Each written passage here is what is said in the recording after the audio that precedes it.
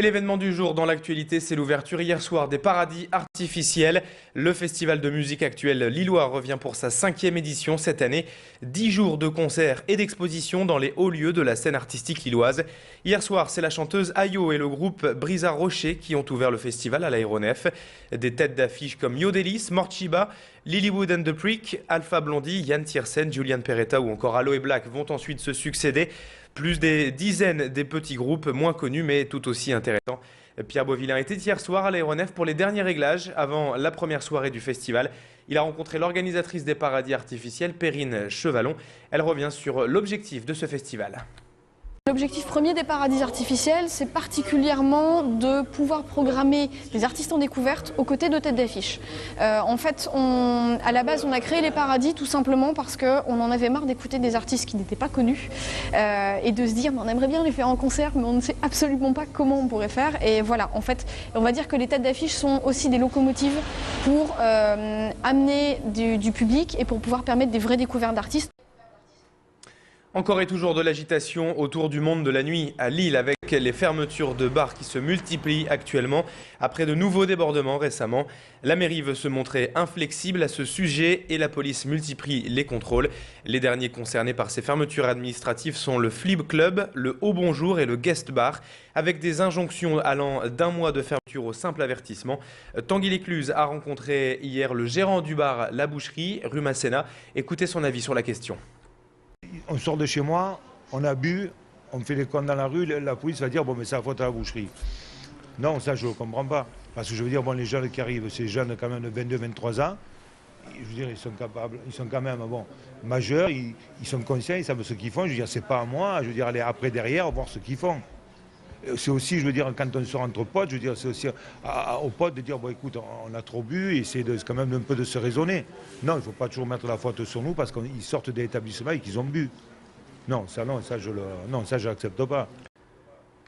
On revient sur les aménagements de sécurité de la Deûle annoncés cette semaine et prévus pour le mois de mai. Pour rappel, il s'agira d'une ligne de vie, de renforcement de signalisation, des patrouilles de police et d'un éclairage public. Une première avancée, bien sûr, suite aux disparitions du mois de février. Mais qu'en pensent justement les familles des victimes? Nous avons joint par téléphone la compagne de Thomas Ducrot, l'un des 3 disparus de la Deûle, Céline Lecointe, par téléphone. Moi, je suis hyper contente et soulagée qu'enfin la problématique de l'aménagement de la Deûle devient une priorité pour la ville de Lille. Maintenant, je pense qu'il va falloir faire plus, malgré tout, que seulement une ligne de vie. Maintenant, je pense que les caméras sont indispensables, car moi, j'ai perdu Thomas pendant 15 jours, on ne savait pas où il était. Il y aurait eu les caméras, on aurait pu savoir qu'il était à cet endroit-là, premièrement. Deuxièmement, je pense que des échelles doivent être mises à disposition aussi. Car si on tombe et on veut se retenir à cette ligne de vie, c'est impossible de remonter tout seul. En bref, le travail a repris hier sur le chantier du Grand Stade. La majorité des grévistes ont stoppé le mouvement hier. Mais une 50aine de salariés est toujours en grève aujourd'hui malgré un accord sur les hausses de salaire. Les taxis étaient hier dans le viseur de la police à Lille. Le ministère des Transports avait en effet organisé une grande opération de police pour le contrôle des différents modes de transport de personnes, dont forcément les taxis. Les contrôles ont eu lieu à la gare Lille-Europe essentiellement. Ils visaient à vérifier le bon respect des règles de sécurité et de la réglementation française et européenne en la matière. La police qui a également contrôler les fraudes éventuelles. Pierre Beauvillain a suivi pour nous cette opération. Il a rencontré le capitaine de police, Franck Metsu. Il rappelle quelques fraudes les plus courantes, donc conseil aux automobilistes. Sur les taxis, il s'agit essentiellement de taximètre, c'est-à-dire cet appareil qui doit être étalonné afin de ne pas fausser le montant de la course et qui n'est pas toujours étalonné en temps et en heure. Il s'agit de l'infraction la plus courante. Sur les autocars, ces véhicules-là sont équipés d'un chronotachygraphe qui permet de limiter la vitesse et d'avoir les durées de conduite, les durées de repos. C'est très important pour la sécurité des personnes, surtout dans un autobus. On imagine bien un accident avec 50 personnes à bord. Donc il s'agit essentiellement de vérifier que cet appareil est bien étalonné et que surtout il n'a pas fait l'objet de fraude. L'ancien ministre d'État Éric Woerth était hier soir au campus de l'école de commerce EDEC pour une conférence.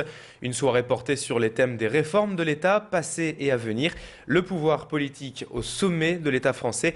Mais lors de cette conférence, les étudiants ont également évoqué la future sortie de son livre « Enfin ma vérité », un titre évocateur en rapport avec les scandales qui ont émaillé son passage aux différents ministères. Baptiste Blick est passé hier soir à cette conférence et a bien sûr rencontré Éric Woerth. L'ancien ministre s'exprime à propos de sa venue à l'école de commerce EDEC. Je vous propose de l'écouter.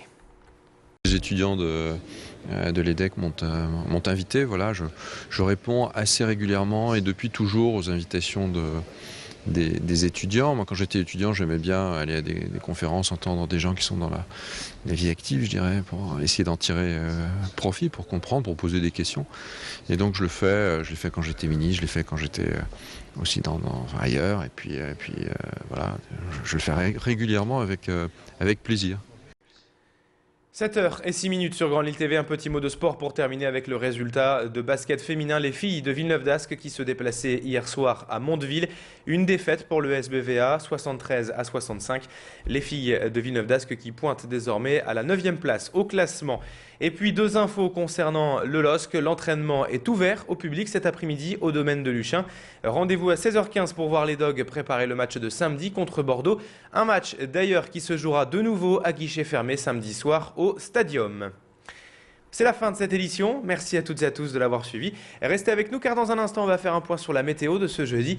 On regardera également les conditions de circulation. Pour l'instant, tout va bien, mais restez avec nous quand même. On fait un point dans 30 secondes.